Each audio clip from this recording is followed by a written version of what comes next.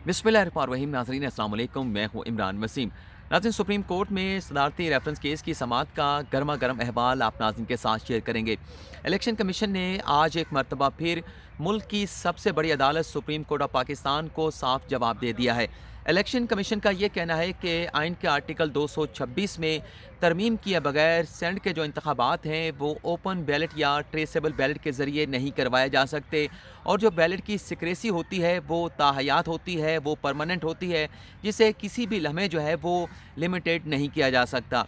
लेकिन election commission के इस मौक़िफ़ पर जजेस की जानिब से आज भी शदीद बरहमी का इजहार किया गया। चीफ जस्टिस ऑफ पाकिस्तान का यह कहना था कि पूरे मुल्क की जो किस्मत है वो इलेक्शन कमीशन के हाथ में है। इलेक्शन कमीशन की जानिब से जो इंतखाबात कराए जाते हैं उसके नतीजे में हुकूमतें वजूद में आती हैं जो पाकिस्तान के अवाम पर रूल करती हैं, हुक्मरानी करती हैं।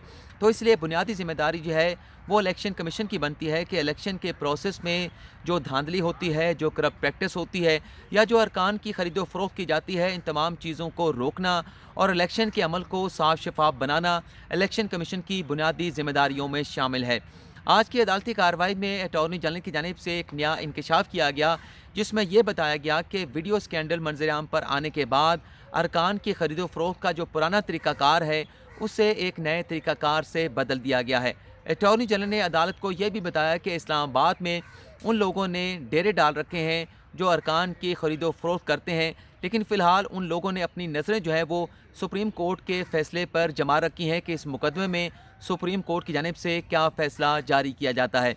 ये तो था नाज़रीन आज की अदालती कार्रवाई का ख़ुलासा। अब आज की अदालती कार्रवाई की जो तफसीलात हैं उस पर आप नाज़रीन के साथ गुफ्तगू का बाकायदा आगाज़ करते हैं।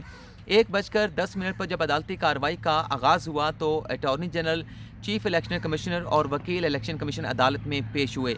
वकील इलेक्शन कमीशन की जानिब से अदालत को ये बताया गया कि कल अदालत ने जो हुक्मनामा जारी किया था उस हुक्मनामे की रोशनी में हमने एक रिवाइज़ रिपोर्ट जो है वो अदालत में जमा करा दी है।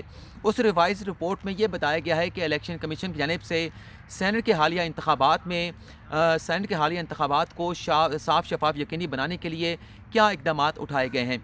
इलेक्शन कमीशन की जानिब से कोई 10 से 12 पॉइंट बताए गए, लेकिन उसमें से 5 से 6 पॉइंट आप नाज़रीन को मैं बता देता हूँ।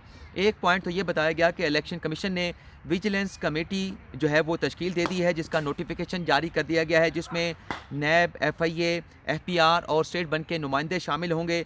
हर उम्मीदवार से करप्शन से मुतल्लिक जो है वो बयान हल्फी लिया जाएगा।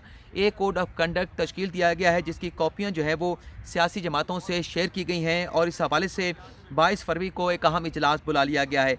एक और नुकता बताया गया कि डिजिटल फैसिलिटेशन सेंटर भी जो है वो इलेक्शन कमीशन की जानिब से इलेक्शन कमीशन और जो रीजनल ऑफिस हैं वहाँ पर कायम कर दिया गया है।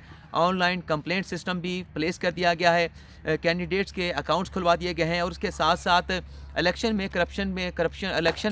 करप्शन की शिकायत के हवाले से एक फ्री हेल्पलाइन सर्विस भी जो है वो लॉन्च की गई है, जिस पर आम जो शहरी हैं वो भी किसी कैंडिडेट के हवाले से अगर वो करप्शन में इन्वॉल्व है, कोई कैंडिडेट जो है अरकान की खरीदो फरोख्त करता है, तो उसकी शिकायत जो है इस हेल्पलाइन सर्विस के ज़रिए की जा सकती है।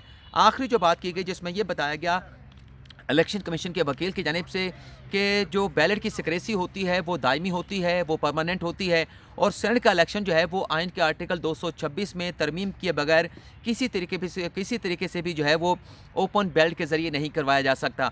जब इलेक्शन कमीशन के वकील यहाँ पर पहुँचे तो जस्टिस इजाज़ुल एहसन जो आज की सारी अदालती कार्रवाई में छाए रहे, उन्होंने ये कहा कि यहाँ पर आप रुक जाएँ। बुनियादी जो अदालत का सवाल था उसका आपने जवाब नहीं दिया।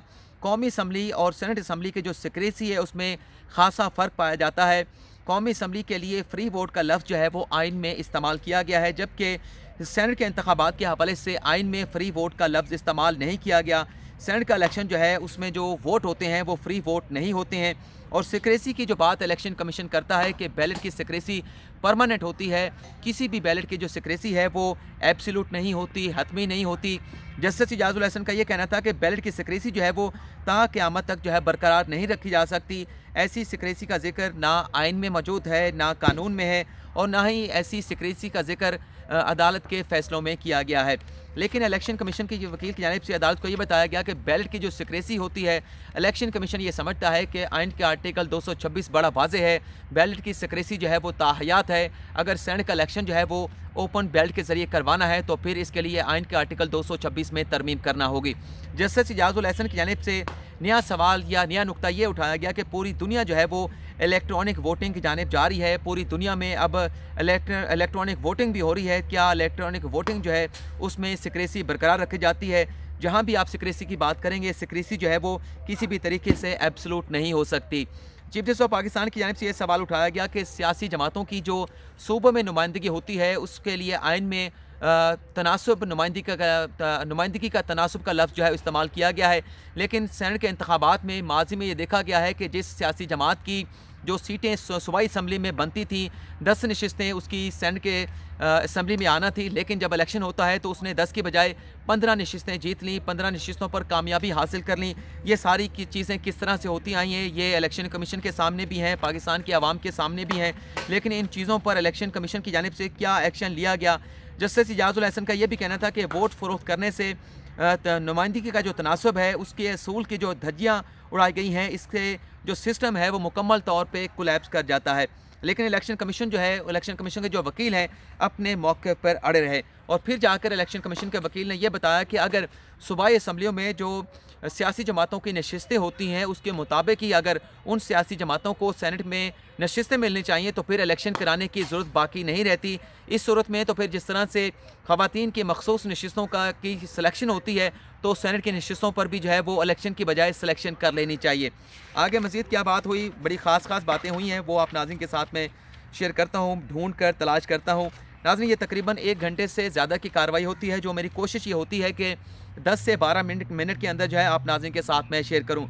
और ये फ़र्स्ट हैंड इन्फॉर्मेशन होती है, इसमें मेरा कोई एनालिसिस नहीं होता है, ये फ़र्स्ट हैंड इन्फॉर्मेशन होती है आज की अदालती कार्रवाई के हवाले से। इसके बाद अदालत ने चीफ इलेक्शन कमिश्नर और इलेक्शन कमीशन हुकाम को ये कहा कि ठीक है, आपका मौक़िफ़ आ गया कि आइन का आर्टिकल 226 बड़ा वाज़ेह है, आइन में तरमीम होनी चाहिए, आप अपनी नशिस्तों पर बैठ जाएँ। इसके बाद अटॉर्नी जनरल आ गए, उन्होंने दलाइल ये दिए कि इलेक्शन कमीशन को जागना होगा, तमाम रियासती इदारे जो हैं वो इलेक्शन कमीशन के पाबंद हैं।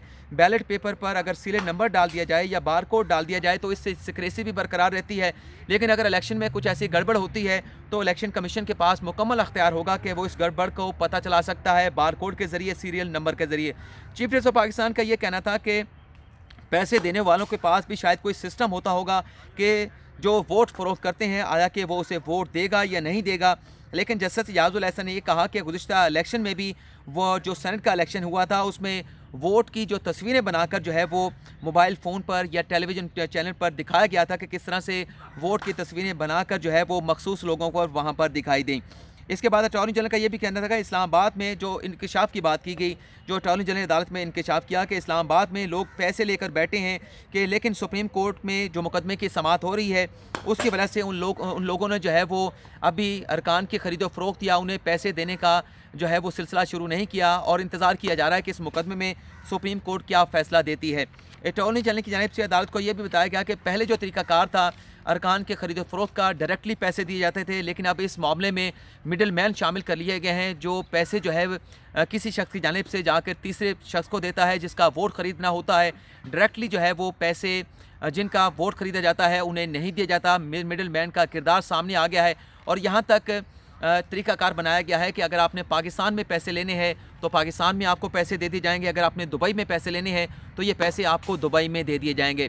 अटॉर्नी जनरल का ये भी कहना था कि जो इलेक्शन कमीशन ये कहता है कि हमने उम्मीदवारों के अकाउंट खुलवा दिए हैं, तो क्या इस इलेक्शन में अरकान की खरीदो फरोख्त के लिए जो पैसा इस्तेमाल होगा उसके लिए बैंक ट्रांजैक्शन की जाएगी, जिस पर जस्टिस इजाज़ुल एहसन का ये कहना था कि ये जो अरकान की खरीदो फरोख्त की जाती है इसमें हुंडी का पैसा, इसमें ड्रग्स माफिया का पैसा, ड्रग्स का पैसा इस्तेमाल किया जाता है और पैसा इधर से आता है इधर से दे दिया जाता है और इस पैसे का कोई हिसाब किताब नहीं होता। अटॉर्नी जनरल की जानिब से अदालत को यह भी कहा गया कि हॉर्स ट्रेडिंग को अगर रोकना है तो हमें बैलेट पेपर पर या तो सीक्रेट बार कोड लगाना होगा या फिर सीरियल नंबर देना होगा। सिर्फ इस खौफ की वजह से भी हॉर्स ट्रेडिंग को जो है वो सेनेट के इंतखाबात में रोका जा सकता है। इसके बाद चीफ जस्टिस ऑफ पाकिस्तान की जानिब से इलेक्शन कमीशन पर शदीद बरहमी का इजहार किया गया। चीफ जस्टिस का यह कहना था कि इलेक्शन कमीशन इस मामले पर अब तक क्यों गौर नहीं कर रहा। ملک کی قسمت جو ہے وہ الیکشن کمیشن کے ہاتھ میں ہے. الیکشن کمیشن پورے ملک میں حکومت لے کر آتا ہے. الیکشن کمیشن نے آج تک سوچا نہیں کہ کرنا کیا ہے. کیا ایسے کام جو ہے اسی طرح سے الیکشن کے پروسیس میں ہوتے رہیں گے؟ الیکشن کمیشن کو اپنی ذمہ داریاں محسوس کرنی چاہیے.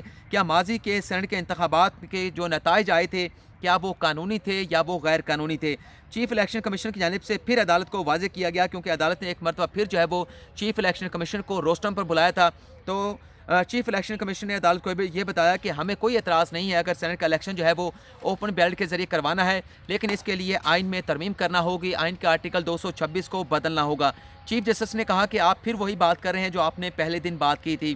جسٹس عمر تا بندیال نے کہا کہ عدالت کی دلچسپی یہ ہے کہ جو ادارے کے الیکشن کمیشن کے اختیارات ہیں وہ اختیارات کے حوالے سے اس ادارے کو جگایا جائے. الیکشن کمیشن کسی بھی جو ریاستی ادارہ ہے اس کو ہدایات کر سکتا ہے. الیکشن کمیشن کے بنانے کے کچھ مقاصد تھے. الیکشن کمیشن نے قانون کے مطابق جو ہے وہ صاف شفاف جو انتخابات ہیں اس کو یقینی بنانا ہے، اور اس حوالے سے وطن پارٹی کے مقدمے میں سپریم کورٹ بڑا واضح فیصلہ دے چکی ہے. آج کی عدالتی کارروائی میں اٹارنی جنرل نے اپنے دلائل مکمل کر لیے ہیں. خیبر پختونخوا کے ایڈوکیٹ جنرل نے بھی اپنے دلائل مکمل کر لیے ہیں. تو یہ تو تھا ناظرین آج کی عدالتی کارروائی کی ساری تفصیلات. فی الحال آپ سے اجازت چاہوں گا ناظرین. پاکستان زندہ باد.